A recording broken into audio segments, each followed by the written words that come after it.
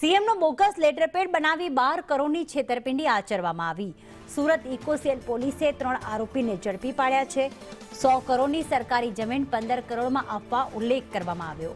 15 કરોડમાં જમીન આપવાનું કહીને 12 કરોડ પડાવ્યા હતા। નકલી ડોક્યુમેન્ટ્સ બનાવી ફરિયાદી પાસેથી પૈસા પણ પડાવ્યા। બિલ્ડરે સુરત ક્રાઇમ બ્રાન્ચમાં ફરિયાદ નોંધાવી છે। જયેન્દ્ર પાંડે જોડાઈ ગયા છે। જયેન્દ્ર, આખી છેતરપિંડી કઈ રીતે આચરવામાં આવી?